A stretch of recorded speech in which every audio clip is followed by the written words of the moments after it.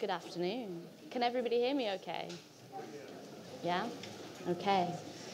Welcome everybody to this session on motherhood and child-free adventures.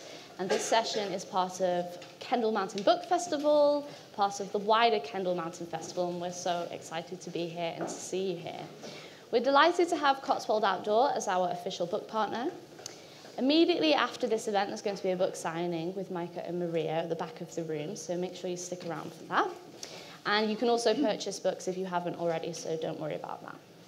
If you have not already done so, please may you switch off your mobile phone, any noisy smartwatches, or any other potentially disruptive devices to make sure that you can be fully present in today's conversation. Our amazing volunteers are on hand for anybody who might need assistance, so thank you to them for being so amazing. My name is Emily Ankers. I'm an academic and a freelance researcher specialising in gender, inclusion, climbing, and the outdoors. I'm currently doing my PhD at Brunel University on women's and gender diverse people's experiences of rock climbing and well-being. And my research is funded by the Economic and Social Research Council. Earlier this year, I published an article in the Annals of Leisure journal on experiences and perceptions of motherhood and climbing, thus making me somewhat qualified to host this event. I'm also the co-founder and editor of Beta magazine, which is focused on women's experiences of climbing in the outdoors, but inclusive of all. And if you're interested in that, it is in the bookshop outside, so just wanted to mention that. So I'm super excited to introduce you to our speakers. So let's begin with Maria. Maria Coffey is an internationally published and award-winning author of 13 books. Some of her books, her book titles include Fragile Edge, Lost on Everest, Where the Mountain Casts Its Shadow, The Dark Side of Adventure, and Explorers of the Infinite, amongst many, many others. Maria holds... that's for the mic, so we'll just turn it up for you a little bit, okay? Maria holds numerous literary awards for her works, including the John White Literature Prize, presented at Banff Festival in 2003, a National Outdoor Book Award in 2004, and the 2009 American Alpine Club's H. Adams Carter Literary Award. And Maria is the new chair of the Boardman Tasker Award for Mountain Literature. Her newest book that we're going to be talking about today, instead, Navigating the Adventures of a Child-Free Life, received the 2023 Adventure Travel Award at Banff Mountain Festival just 2 weeks ago, is that right? Yeah. And Maria lives an adventurous life with her husband, Dag, having travelled and paddled around the world, creating opportunities for others to be adventurous when they set up their adventure travel company, Hidden Places, in the year 2000. Maria and Dag have also done a great amount of advocacy and fundraising for elephant conservation and welfare through the organisation they established, Elephant Earth. And Maria and Dag spend time on their sailing boat, at their home in Victoria, British Columbia, Canada, and Catalonia in Spain. And then next we have Majka. So this is Majka Burhardt. Majka is a world-leading professional climber who has completed a wealth of first ascents.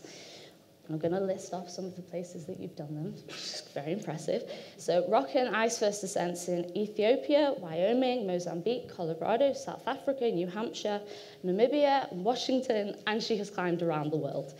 Majka is passionate about creating and supporting connections, and she is the creative director and founder of Legado, which is Portuguese for legacy, an international organisation that helps secure thriving futures for both people and the environments where they live.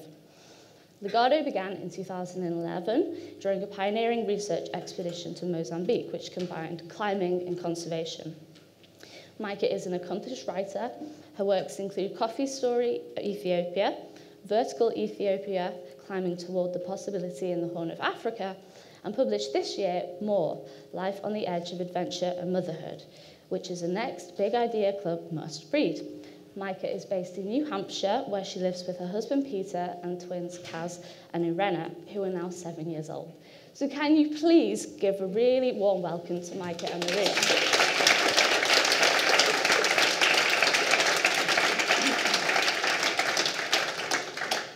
Okay, so we're going to have around 40 minutes of conversation from this point, and then we're going to have a 15-minute Q&A. So please keep in mind any questions that come to mind as we're talking. And I think it's really important to acknowledge that everybody coming into this conversation in this room is at their own point of understanding and their own point of thinking and exploration. So whatever point you're at with that, you're so welcome. And please, please just ask any of the questions that you want to ask. No question is too big or too small. So to kick things off, we're going to have 2 readings. Because we're aware that you might not have had a chance to read the books yet, so this will give you a flavour of kind of the framing and the vibe and all that good stuff. So, who wants to go first? Would you like to go first, Majka? I'll hop in. Awesome. So, I'll just give one note of context, which is More is a series of letters I wrote to my twins for when I found out I was pregnant until they were 4 and a half. And it's a book I wrote by accident. So it's not a neat and tidy retrospective of how everything went well. It is the hot mess of, oh no, how the hell am I going to do this? So I will read the first letter of the book, which is the last letter I wrote to them from when they were 4 and a half years old. Dear Irena and Kaz, becoming a mom has been the loneliest thing I have ever done. I am supposed to tell you it's beautiful, soulful, and satisfying. And it is. But those emotions are all easy to process when they crash over you. It's the grief, the fear, and the uncertainty that will knock you to your knees and leave you alone again and again, having to get back up. In the past 5 years, what I've wanted more than anything is to find my own mother to help me rise. And not my mother now, your Grandma Pooch, because she is a phone call or a plane ride away in Montana. I wanted my mother when she was becoming a mother. The impossibility of having this has not stopped me from desperately desiring it. How do I do this, I want to ask. Why do I feel this way? But I cannot find a portal to my mother when she was a young mother. What I can do is give you me. One day, you might find yourself buckling under the enormity of love and growth so strong, they make you feel like you're constantly ripping out a part of yourself to be yourself.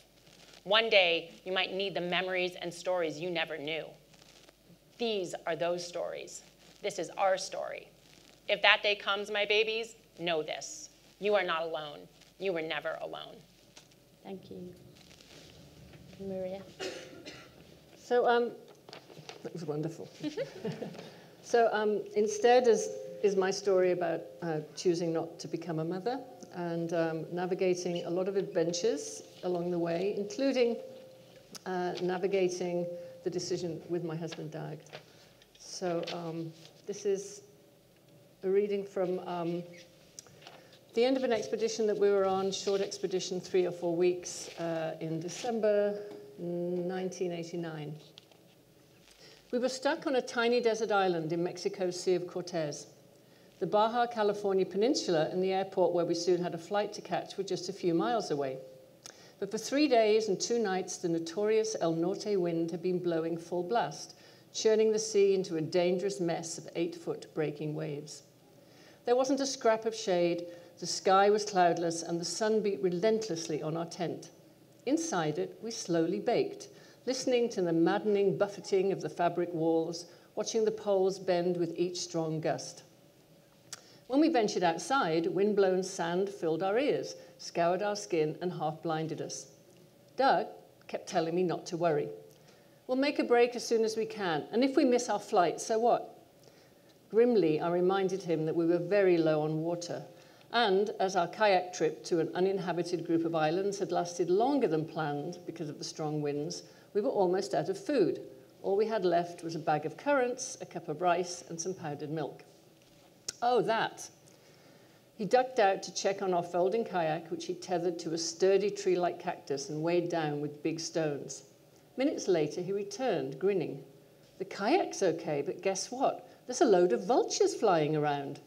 What do you call that? A kettle? A committee? Irritated by his cheerfulness, I lay back, searching for something to distract me from the rumbling in my belly. Counting on my fingers, I worked out that it was 3 years, 9 months, and 2 weeks since I'd met Doug.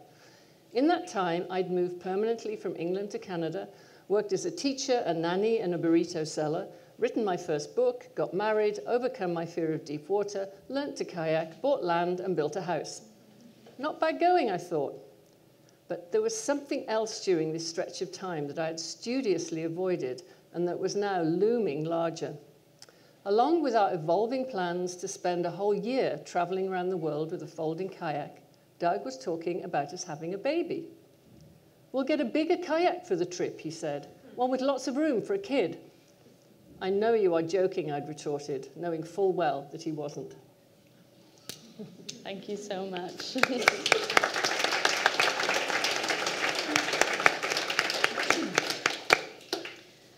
I thoroughly enjoyed reading both of your books, and I think I'll be rereading them as well after today, just so that I can, really, really get into them and enjoy them, and not be reading them with such a critical lens, in preparation for this conversation. So thank you. So I wanted to ask you both, why was it so important for you to share these stories and experiences that you've had? Well, I actually began writing this book with a completely different theme. I'd taken a long break from writing, and then suddenly I ran into, I've often used my writings as a way to kind of sort out issues in my life and help me move forward, and that was definitely the case with my first memoir, Fragile Edge.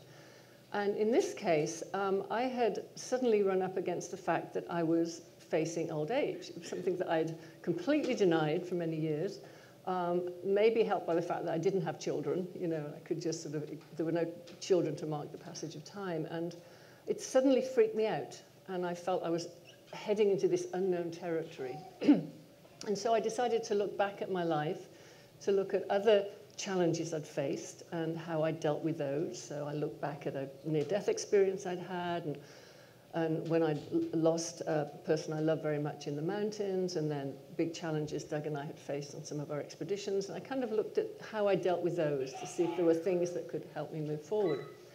So I set out to write this memoir about getting older, and I found that with almost every chapter I was writing about my decision not to have children. And I realized that this was the big story that I wanted to tell. And also, there was a lot in that story that really I hadn't resolved, particularly in terms of my mother, I think. And so, it kind of took me by surprise, that I would be writing a memoir about being child-free. Yeah, fantastic, thank you. Mm-hmm. And yeah, and the same question to you, Majka. I know you've kind of already touched on it a little bit, but... Yeah, I think for me, I think similar to Maria, writing has always been a place that I've gone to solve things. And like I mentioned earlier, I didn't write this book on purpose. I literally picked up my phone and started recording audio journals while I was driving, basically saying, oh, shit, what now, right? And then I found out I was pregnant with twins. Like, I thought I was going to have one kid, and then I was going to Velcro them to me, and we would go in the kayak that was a little bit bigger, and it would work great. And then I found out I was having 2 babies, and I was like, no, time out, hold on, universe, I wanted one, right? And like, I'm going to be in control of this, don't you know? This is what, and it's like, oh, no, you're not. Which, I mean, arguably nobody is, right? And so for me, I was compiling this to my kids to sort of survive. And then when they were around 3 and a half, I looked at it, and I was supposed to be writing another book, and this kept coming out. And I said, maybe this is the story. And maybe the whole point is to speak about this honestly and not to blunt the edges, not to look back and say, people say all the time, like, oh, it's kind of tricky when you have a 2-year-old, but you'll get through it. And then you have a 2-year-old and you think, this is crazy. How do I get through it, right? Like, these 15 minutes are so difficult for me, for my heart, for my soul, for my sense of being, for my love. But yet we we blur it too much. And I think that we miss catching each other. And I think that's what makes motherhood so lonely, which is so ironic, right? Because you had a child, which means, like, by nature, you're surrounded by someone else, and oftentimes you do it in partnership. But what I've found is that that's a really common experience, and I'm really interested in, like, how we break that down. And so I think that's why it was so important to tell this story. Yeah, absolutely. And I think something that you've both touched on there in your answers is this pressure and the expectations that are placed on motherhood. And this is just from my perception, Maria, but what you've said about how this just kind of emerged as the theme of the book. And I mean, how much is that because of the pressures that were placed on you and the expectations that you saw, not only the people had of you to become a mother, but the expectations you see being projected onto other women in our society? I'm not sure I quite understand the question. But No, maybe it came out more as a comment than a question. So I suppose the question is, you both talk about how becoming a mother is deemed quite an important part of a woman's life. And what is the effect of this sort of narrative on people? So the effect of this narrative on you and how you've gone through life, having this expectation that you would become a mother, but also how you see it affecting other women around you. How me having not having children affects other women. I've never really thought about that, actually. Yeah.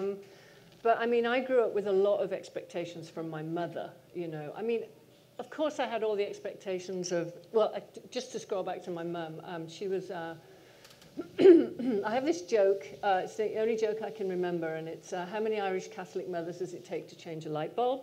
Answer, none. They'd rather sit in the dark and suffer. And that was my mum.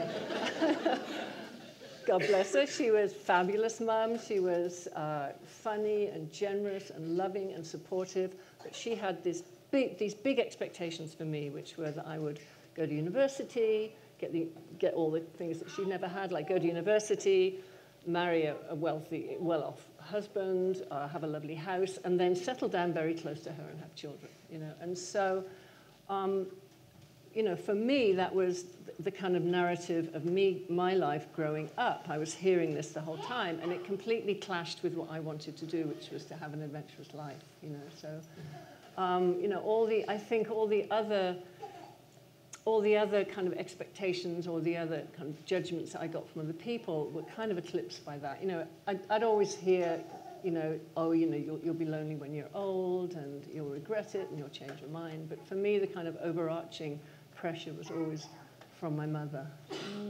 And Majka, what has your experience been of that? Being a professional athlete as well, I think this is something that women who are athletes get asked more than men who are athletes. When are you going to have children?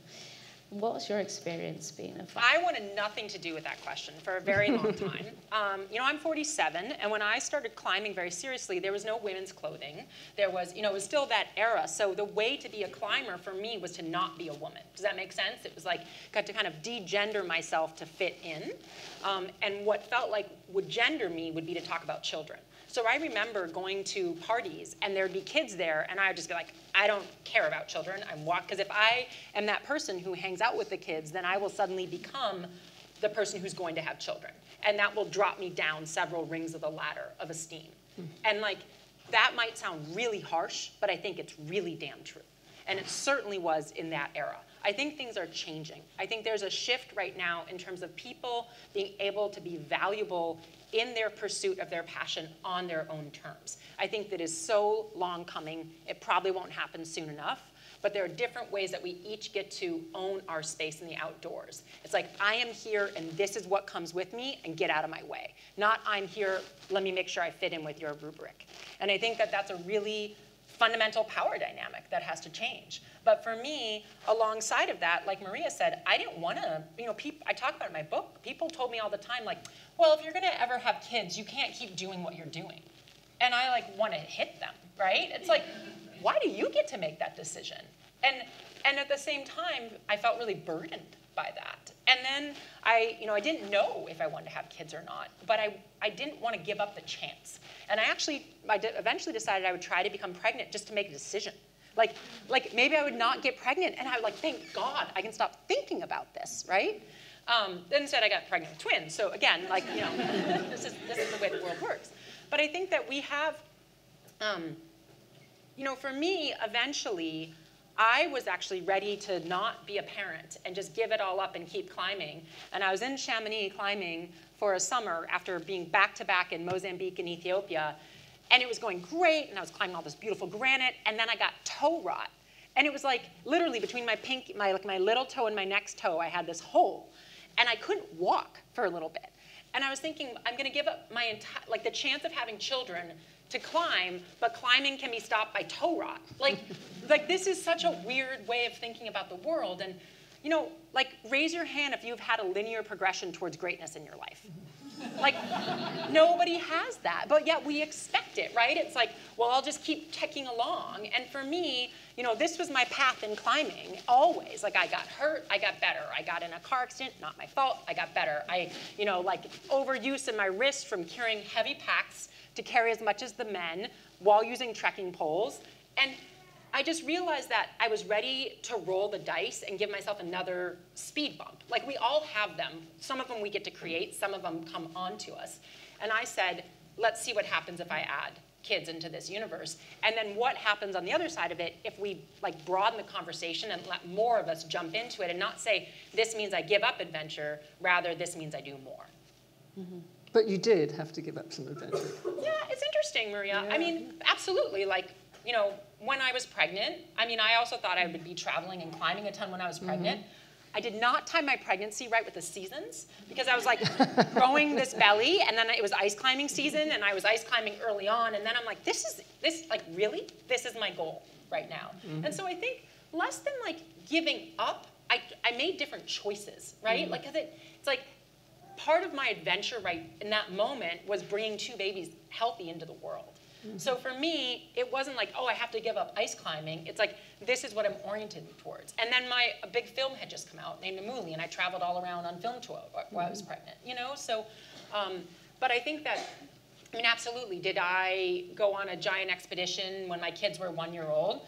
No, I didn't, but I also didn't do that because I was nursing them and I wanted to be with them. So I think there's more choice than giving up. Mm-hmm. And I think, and different people choose different things. And you choose different things based on what your support system is. Some people have, this support system where their kids are kind of buoyed by 8 different parent-like people. And that wasn't my kids. I have great parents. But my kids really need their dad and I, because we don't have grandparents. When you have twins, you're totally screwed, and your parents won't just take them for you for 2 weeks, Yeah.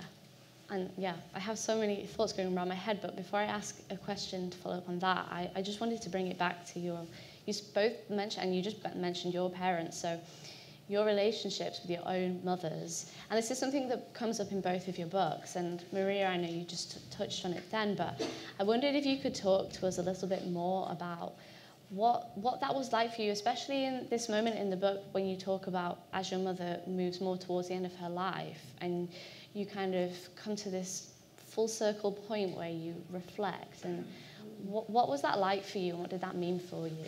Well, yeah, just to give some context to that. So, my mother was this very dominating force in my life. She was a real matriarch. And I never stopped, even, when Doug and I had decided not to have children, I never stopped feeling guilty about that, because of her.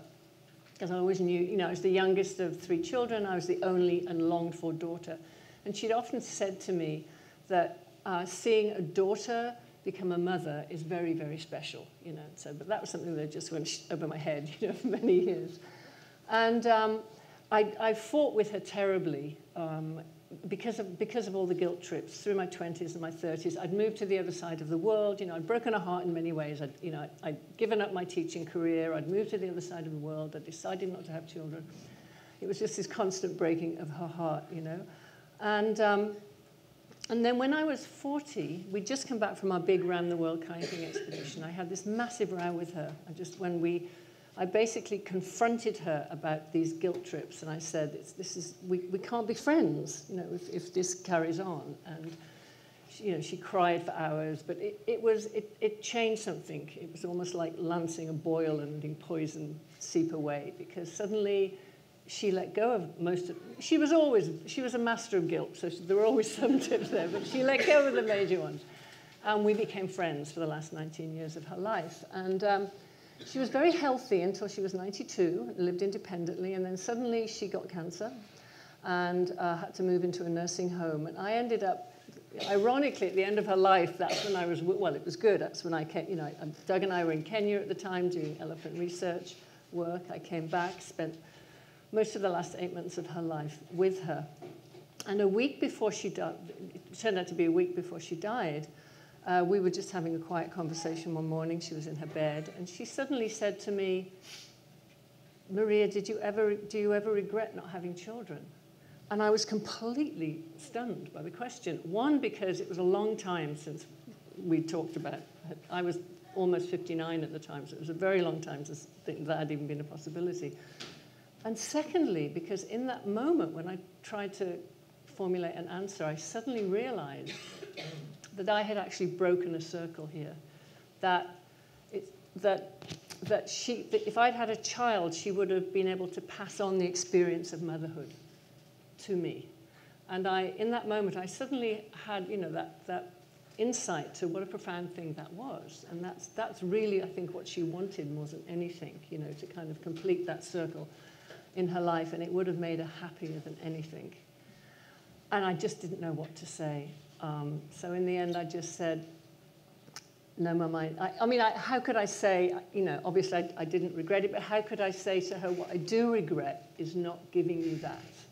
And suddenly I feel painfully sorry for that. And I thought, no, I can't say that to her. So I just said, no, Mum, I've never regretted it. I'm really happy with my life. And she said, oh, I'm so relieved.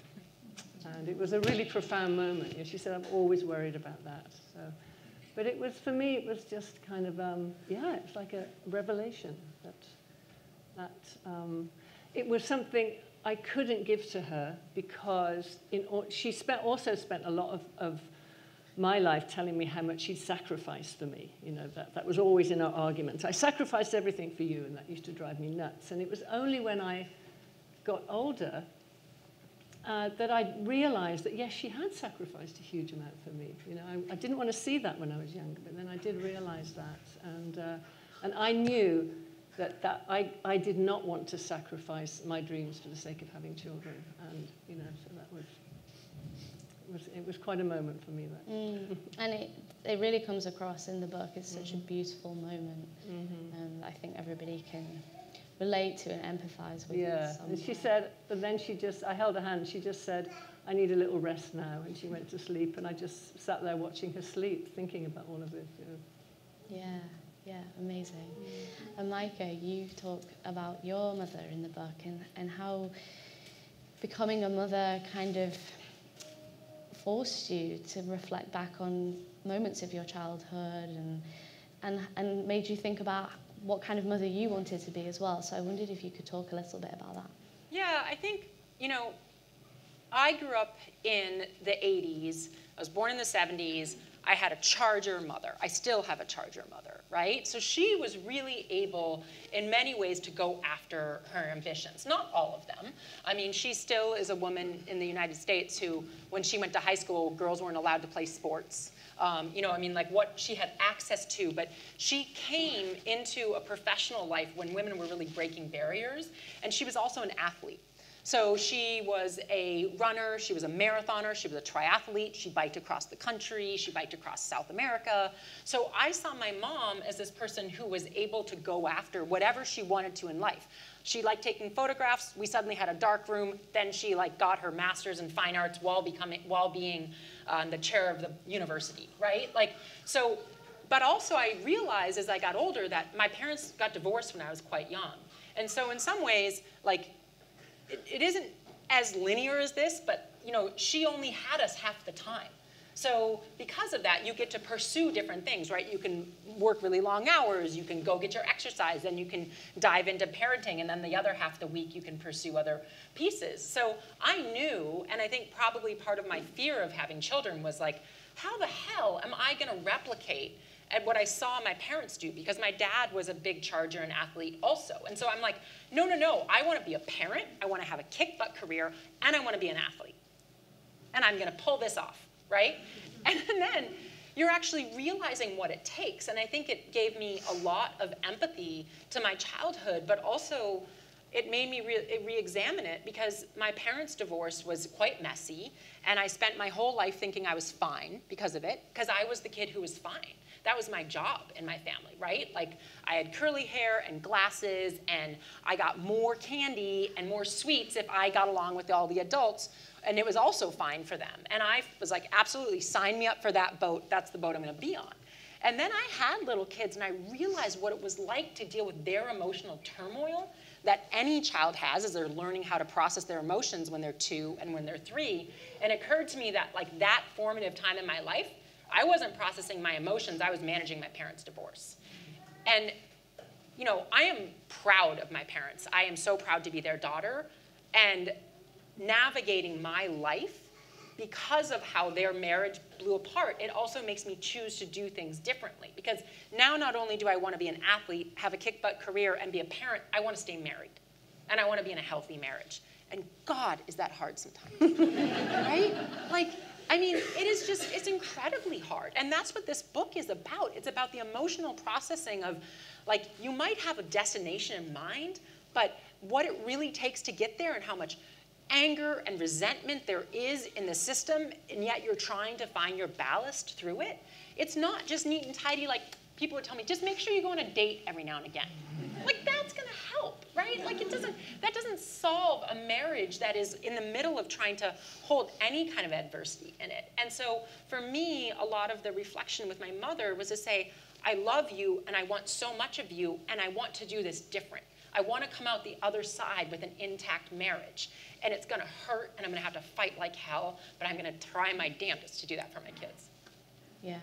And something that we've spoken about before is this challenging of a supermom narrative. And I think that comes across, or your book is really effective at challenging that narrative, because it really gives the details and the nitty-gritty behind the reality of what it's actually like. And so when we see these images of athletes with their children out doing amazing things, we need to think about the whole person. And this is something that we have spoken about a little bit before as well, is this idea of negotiating identity.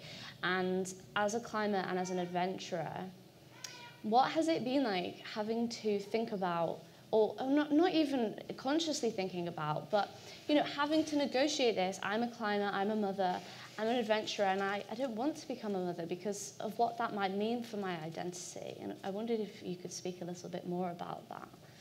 Well, in my case, it wasn't so much my identity, it was just my whole life and everything I wanted in my life. Yeah. And also, I think it would have really very adversely affected our marriage as well, because neither of us would be able to sort of pursue what we wanted to do. I found, in a way, it hasn't, weirdly, I've not had any kind of issues with identity in the kind of North American, European world as a child-free woman. It's never really, all those kind of judgments that you get have kind of gone over my head quite a bit, because I've just been so busy pursuing, what I wanted to do with my life.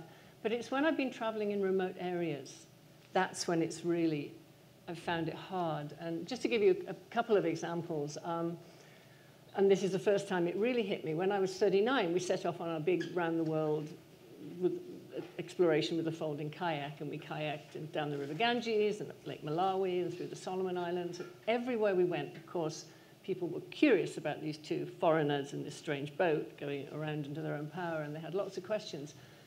And always the question was, where are your children? How many children do you have at home? And my answer, because I'm a recovering Catholic, I couldn't lie, my answer was always like, no children. And this was treated with absolute palpable horror, that I didn't have children. And so in the Solomon Islands, people suggested that I would go home to my Wantoks, my relatives, and ask them for one of their children, because that's what they would do. One woman said, well, my sister is barren like you. That was always the presumption. So I gave her my youngest child. That wouldn't have gone down well with my family. And in India, I was dragged off to temples for pujas. But I think where it hit me hardest is when we kayaked the length of Lake Malawi, and it was at a very difficult time. AIDS was hitting, there was a drought starting, malaria was rife, and there were funerals everywhere we went. And we were camped next to one village, and I met this woman there who was also called Maria, and a local woman, and she came past the tent one morning, and she said, a baby died in the night, and come with me, I want you to join in with it in the morning. And we got to this little house where there were women sitting outside, and they were praying and swaying, and from inside I could hear the keening of the mother. And my new friend told me this was her third child that had died from malaria, and he was going to be buried with his siblings under a baobab tree later that morning. And I was sitting there thinking, this is, I just felt terrible. I felt so sorry for these women. They couldn't stop having their babies. They couldn't stop them dying. They were trapped in this circle of poverty. And suddenly, my friend Maria leaned over to me and she said, "How many children do you have?" And I said, the usual answer, "No children." And her face just, I mean, clouded, you know, with horror again. And she said, "Oh, I'm so sorry for you." And it was, you know, it was a real, another of those moments. It's like, wow, you know, this is, you know, taking myself out of my world into another world and just having that reflected back at me, you know, that in societies where children are everything, you know, it's their insurance for the future. They are just so important in those communities. You know, for me to kind of just whiz through there and say, no, I'm not having kids, you know. Yeah, and I think, and it was hard for me. Actually, that was the only time I really questioned my decision. When I was still in my reproductive years, I remember thinking, what am I doing? Maybe I should go home, have babies, make my mum happy. You know, maybe we can pull this off. You know, but it was the only time I really wavered. Yeah.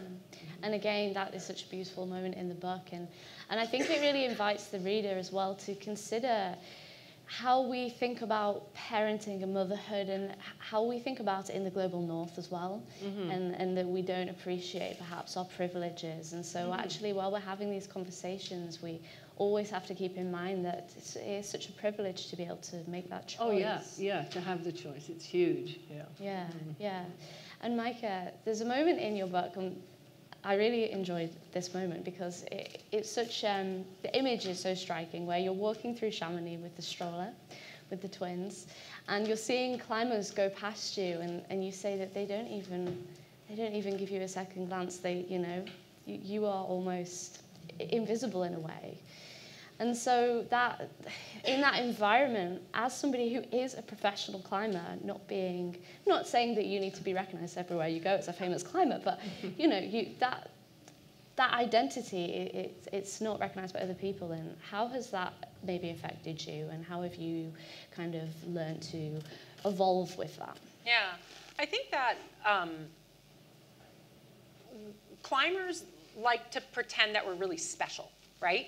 And we are. Climbers are special, but so are people. But there's this idea where there's sort of this scarcity, right? Like you're part of this really tight-knit tribe that gives you this sense of belonging, which is always in turn the thing you're striving for. Does that make sense? It's like this isolated circle. And I think that we also limit ourselves in terms of when we think of ourselves as being a climber. And as I said, I've had like a very bumpy journey in my life. I mean, I have never counted up, but I've had probably multiple years in my life during which I've been a professional climber when I haven't climbed at all because of like injuries taking me out for 7 months, or being in a boot and then crutches, or right. But we think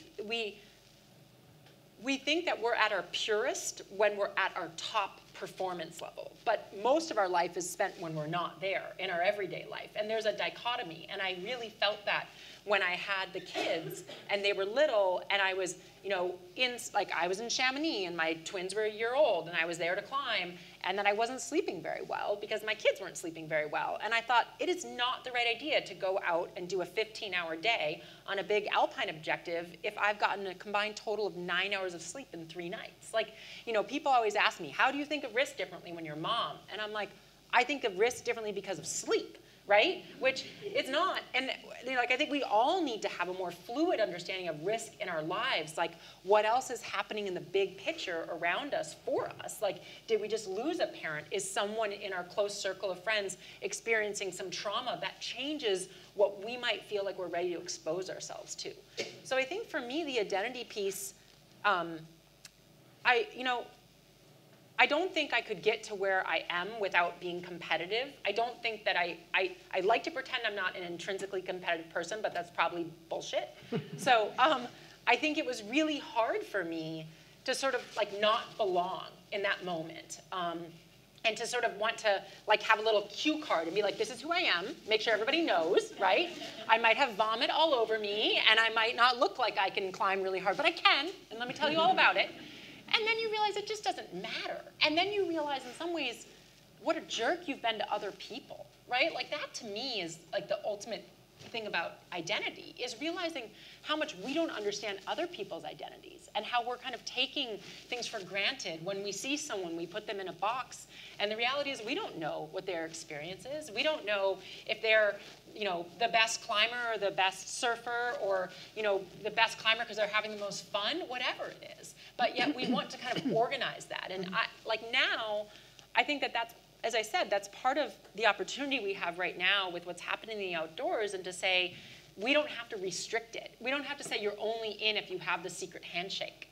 You can just be in, right? Like, you can make that choice. And I think that that then lets us all come in and out with fluidity. I mean, I identify with what Maria was saying, you know, when traveling around the world, like I talk about in the book, interacting with a Himba woman in the northern part of the Marinfluss Valley, and her like knocking on my belly and saying if I had just gone climbing that I must not have children.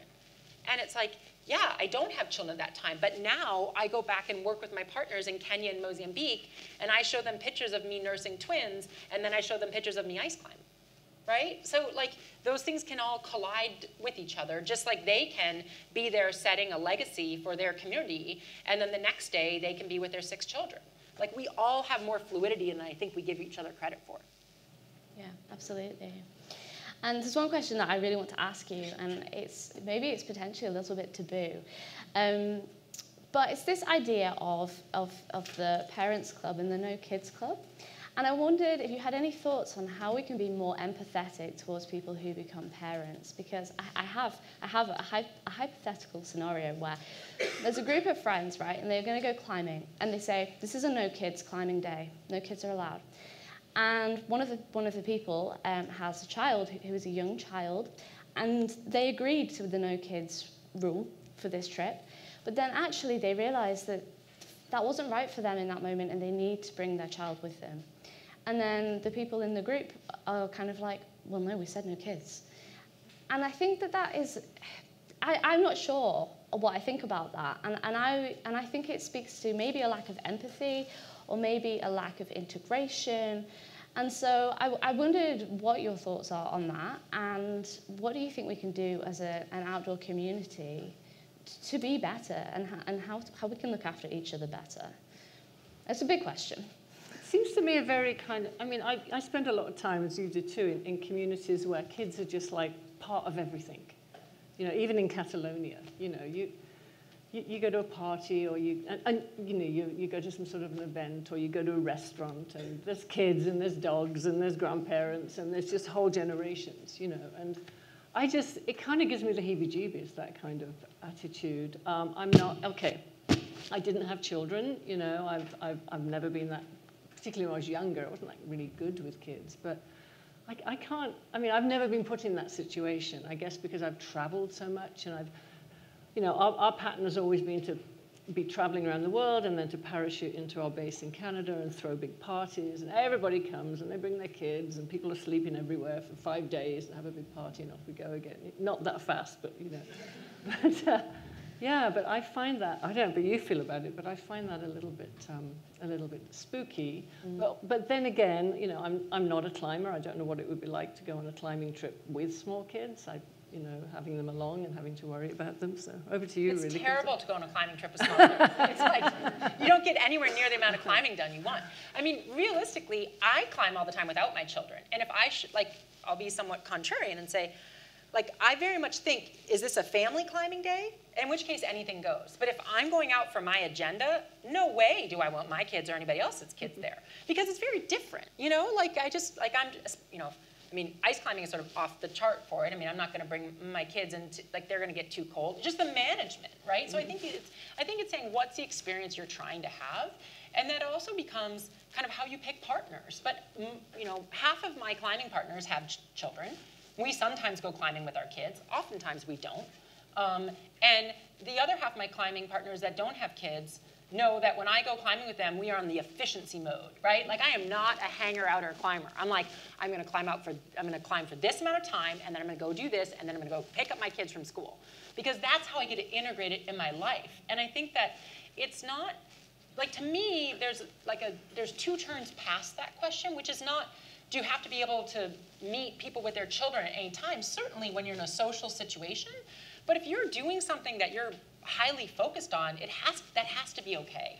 And understanding again that people have different things that they're refracting through, right? They're like, this is my agenda and this is the window of time, and either you're in or you're out for that experience. I've definitely had many people who decide I'm too much to handle to climb with right now because I don't, like if you have to tape your fingers in a particular way and you don't show up with them taped, I'm going to lose my mind, right? Like, I did not accommodate for that half an hour of and that's just the place in my life where I'm working full time and climbing and trying to be a present mom.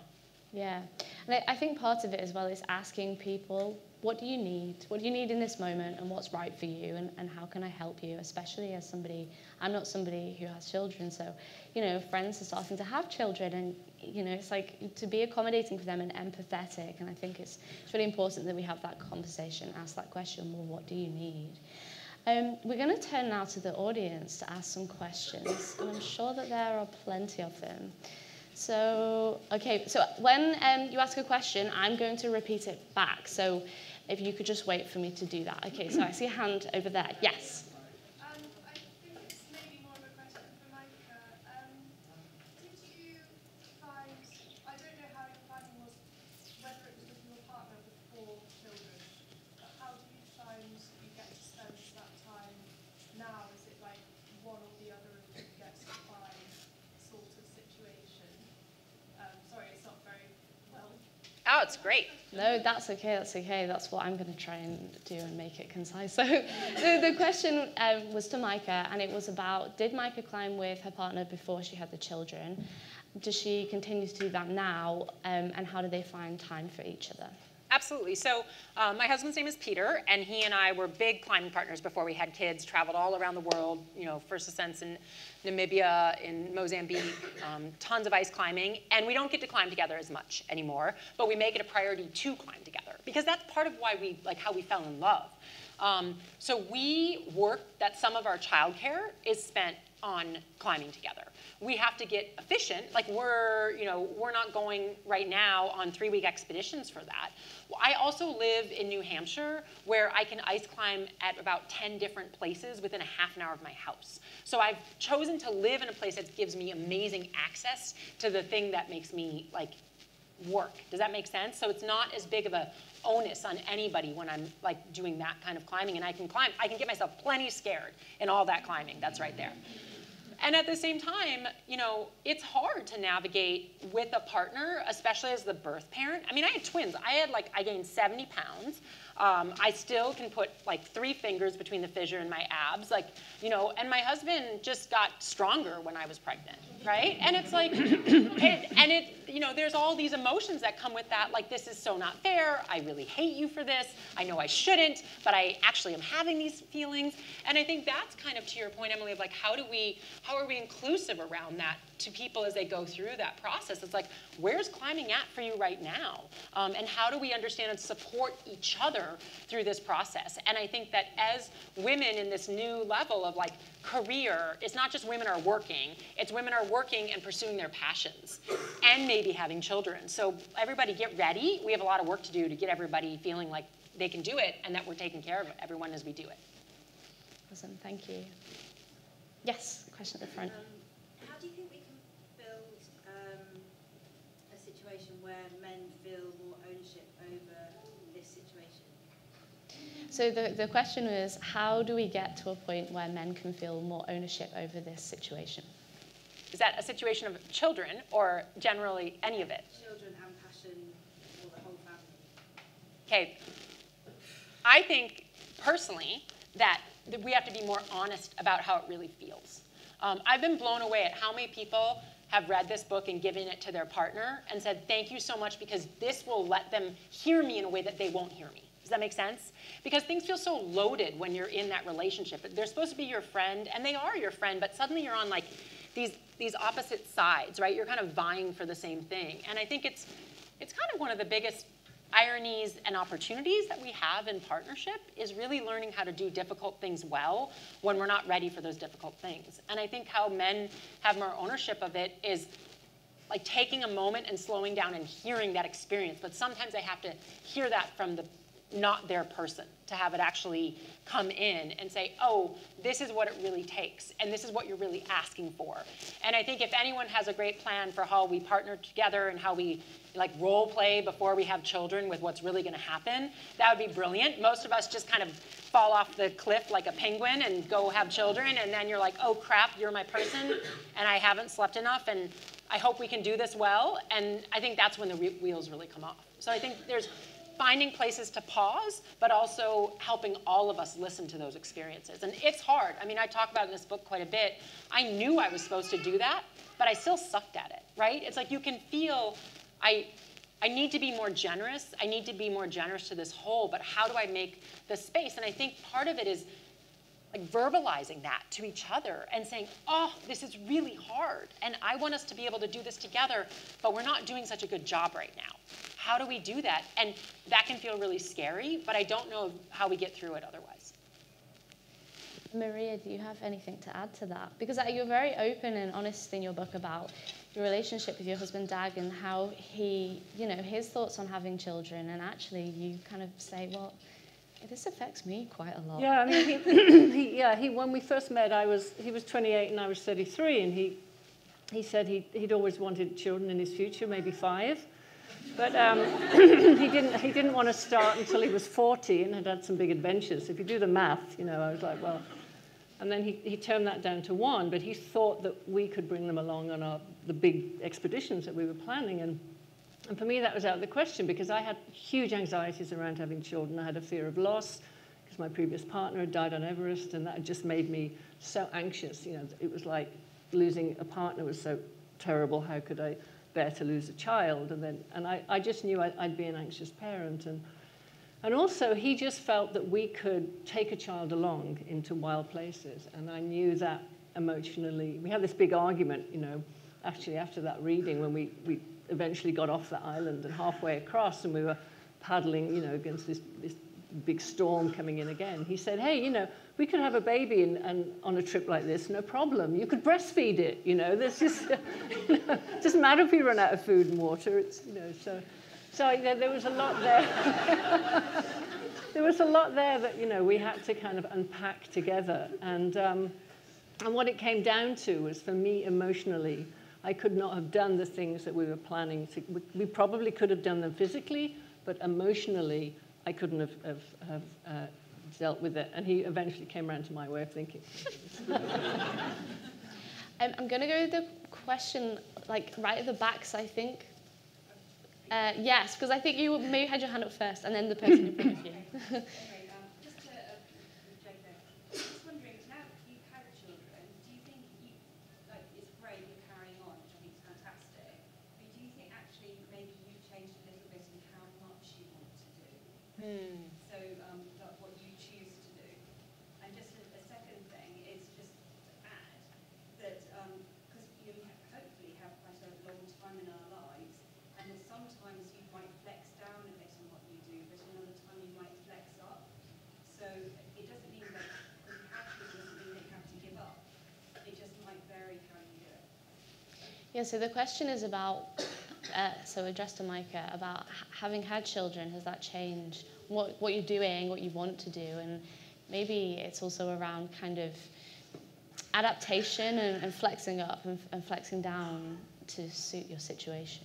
I think a lot about seasons in life, right? I mean, it kind of goes back to injuries. And, you know, when I broke this rare bone in my ankle that only 10% of humans have, my season was to just sit down for a while, right? And I think that you're right, that we have to have this gentleness with ourselves, and that life is long, and there are acute periods. Like, I chose to nurse my kids, and I chose to keep nursing until they stopped. They would not have stopped. I went to Mozambique for 2 weeks, and that had it end when they were 2 years old. And that was a choice. Like, I consciously made that choice, right? And so there was a season then where I was climbing a ton, but I wasn't climbing away from them a lot. And I made that choice, right? Now, so I think, yes, my life has changed, and like what I want, and Maria and I were talking about it beforehand, but I think that within that, you also have to think about who your children are. Like, they're not these inert things that you move around. It's like, Does your kid have high needs? Does your kid have a really hard, like what else are you managing in your life around that kid? Because sometimes we talk about like our adventure and our career and then our kids, but our kids are humans, right? Like they're the emoting piece of the puzzle there. And also how you're choosing to be a parent becomes part of the question. So I'm aware of more people relying on me right now. And so I don't get to make my choices in a vacuum. And I'm really excited about how I get to invest in my kids right now alongside my climbing. And I know that 10 years from now, I won't be investing in my kids as much, but I'll be able to open the throttle on my climbing. And so it's about balancing that, I think, is like really important to me. Yeah, the person in front. I think you kind of touched on that question. So I had a baby a year ago, so I'm navigating, achieving those areas that we're talking about, career, athlete, mum. How do I get started on my first steps to find an adventure again as a mum? And is it possible to have the balance between those areas that you were talking about? You want to repeat it? You can repeat it. You do it. You do it. Okay. She has a 1-year-old and is curious how you get to the point where you're achieving the balance into adventure. You just try like hell. You find the people who will support you. And I think you take the small wins, right? Like sometimes we have this idea that it has to be grand adventure to be worthwhile.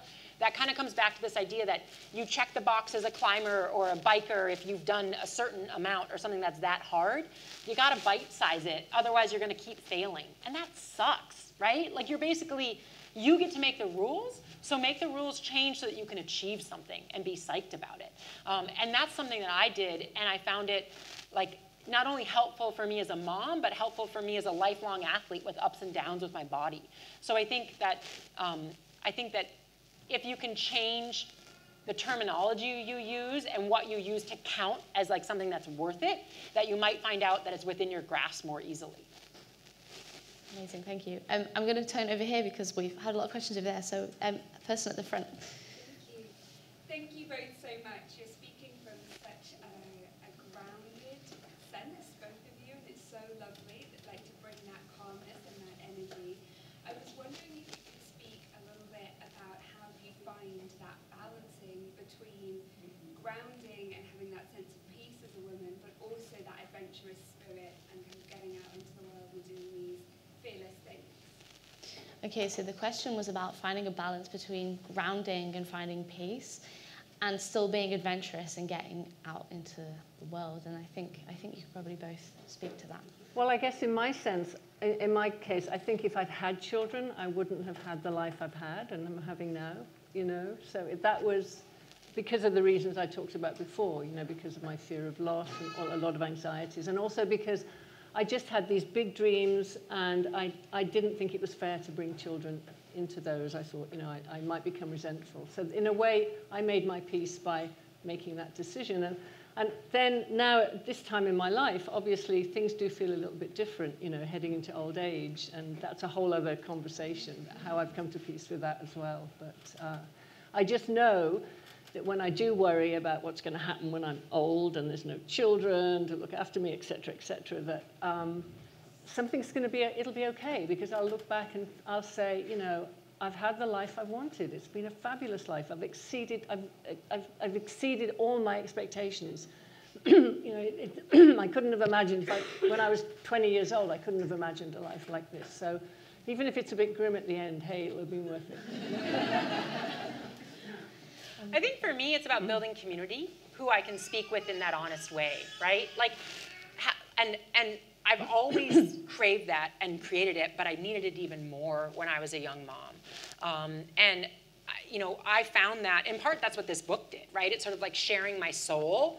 And then the response has been like, yeah, my soul looks like that too. Thank you, right? Like we can have a conversation about the ache and the happiness and the love all tumbled together and the deep want for it all to somehow work. And then that gives me the grounding, is the candor and the rawness, and not living up here, but living here, right? Like, this is where I want to be with the people, and I will fight my damnedest to keep finding those people. Yeah, fantastic. Thank you. So we are unfortunately out of time, but Majka and Maria will be at the back signing books. So if you have any more questions, you can ask them then. Your time is so precious, so we do not want to run over. So I have been Emily Ankers. Thank you to the sponsor of the book festival, Cotswold Outdoors. Thank you for being an engaged and thoughtful audience. Thank you to our volunteers. And thank you most importantly to Majka and Maria.